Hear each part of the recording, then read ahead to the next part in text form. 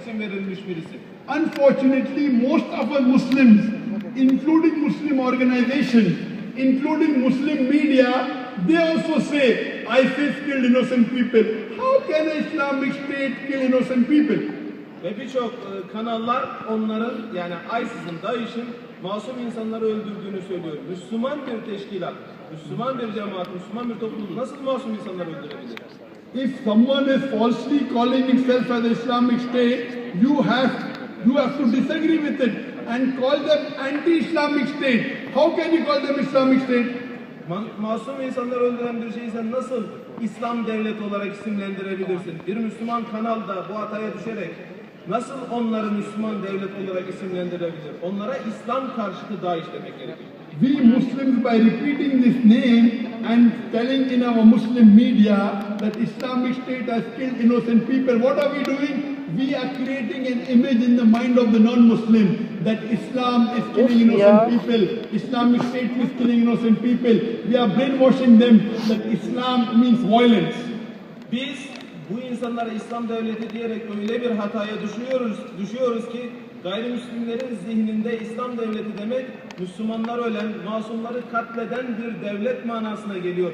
Bu yanlış görüntüye destek veriyoruz böyle yaparak.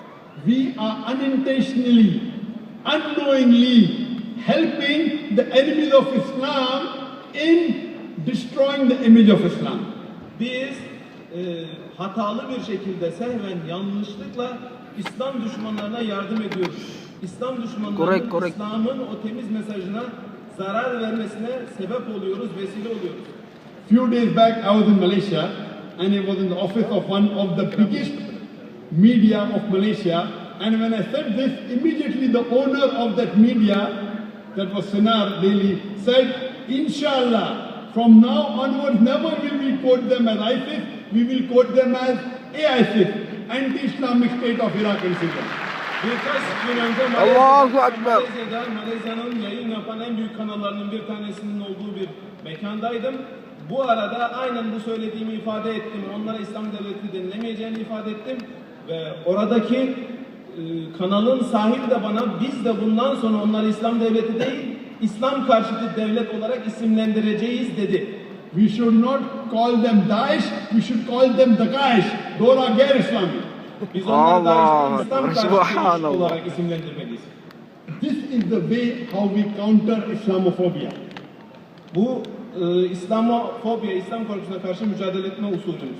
We Muslims unintentionally, unknowingly is helping the enemy to destroy the image of Islam. Biz bilmeyerek sehven hata ile Müslüman karşıtı insanların İslam'ın o temiz şehresine zarar vermesine yardımcı oluyoruz. When the enemies of Islam lay an allegation against an Islamic speaker or an Islamic organization which is spreading the message of Islam, the Muslims should support them. Eğer İslam'ın etrafını oluşturmak istenilen yanlış çehreye karşı mücadele veren bir davetçi varsa Müslümanlar ona yardım etmeli, onu desteklemeli.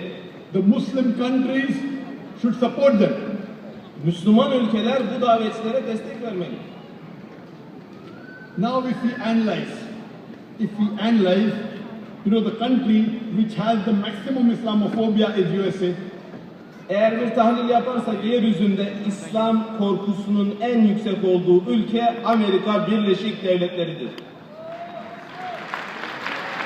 After 9/11, from the year 2002 to 2016, in a span of 15 years, 15,000 Americans were killed in USA. 11 Eylül saldırılarının gerçekleştiği tarihten 2016'ya kadar yani 15 sene boyunca 15.000 Amerikan vatandaşı katledildi. Do you know only 45 Americans were killed by Muslims? Ve biliyor musunuz bunlardan sadece 45'i Müslümanlar tarafından katledilen insanlar. That means 0.3% of the people killed out of 15,000, 45 is 0.3% were killed by Muslims. Bu çok küçük bir rakam, sıfırlı noktalarda bir miktar. The Muslim population of USA is 2.5 to 3%. Amerika'da Müslüman nüfusun yaklaşık %2,5-3'ünü teşkil ediyor. That means an average non-Muslim American is killing 10 times more people than an average Muslim American. Müslüman olmayan bir Amerikan vatandaşı, Müslüman olan bir Amerika vatandaşından 10 kat daha fazla insanı katlediyor. Bunun manası budur. I would like to repeat that an average non-Muslim American in USA is killing 10 times more people than an average Muslim American is killing. Bunu tekrar etmek istiyorum. Ortalama bir Amerikalı, Amerikalı Müslümandan 10 kat daha fazla insanı öldürüyor, katlediyor. So how can you blame Muslims for killing people and for terrorist attacks? Sen bu durumda nasıl Müslümanları teftiş hareketlerinden, terörist saldırılardan mesul tutabilirsin ve bununla itham edebilirsiniz? There's a website by the name of shootertracking.com. Shootertracking.com isimli bir site mevcut. It says that in the last 35 years there have been 350 mass shooters. Burada 35 yılda 350 seri katil var. Mass shooter means a person who kills many people together. Seri katil demek birçok kişiyi öldüren insan demektir. Out of these 350 mass shooters in the past 35 years, only one was a Muslim. Bu 350 seri katilden, 35 senedeki 350 seri katilden sadece bir tanesi Müslüman. And the remaining almost all were white Caucasians. Ve neredeyse geri kalanların tamamı WASP yani beyaz Amerikalılar. That means less than 0.3% of the mass shooter was a Muslim. Bu demektir ki %0.3'ten bile daha azı Müslüman seri katil. Zaten bir kişi. According to the FBI report of USA, they say that the right-wing organized group are a greater threat than Muslim groups for the US. FBI raporlarına göre aşırı sağ teşkilatlar Amerika'da Müslümanlardan daha büyük bir tehdit oluşturuyor, daha büyük bir tehdit. According to statistics, this tells us that a person has 5,000 times more chances in America and USA to be killed by police violence or violent gunmen as compared to by a terrorist attack in USA.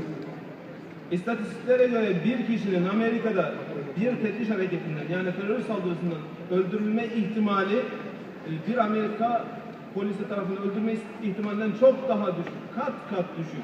I'm sorry, it says a normal person has 5,000 times more chances of dying due to misdiagnosis or due to wrong diagnosis as compared to being killed by a terrorist attack. Yani yanlış tıbbi teşhis sebebiyle öldürme ihtimali bir saldırı tarafından öldürülmeden yani bir teftiş hareketi, terör hareketi tarafından öldürülmeden çok daha yüksek. And a person has 100 times more chances of being killed by a police attack or by a violent gunman as compared to a terrorist attack. Yani bir terörist atakla, terörist saldırıyla kıyasladığımızda polis tarafından öldürülme ihtimali 100 kat daha fazla. According to the report of START is S-T-A-R-T. START isimli bir çalışmaya göre it says that survey of terrorism and response to terrorism. Terörizm hakkında bir araştırma ve buna cevap. It says that in the year 2001, when 9/11 took place, 3,003 people were killed in USA. 2001'de yani 11 Eylül saldırılarında 3003 Amerikalı öldürüldü. In the next 13 years, from the year 2002 to 2014, in 13 years, only 61 people were killed in America due to terrorist attacks. Ve bundan sonraki 13 sene içinde, 2011'den sonraki 13 sene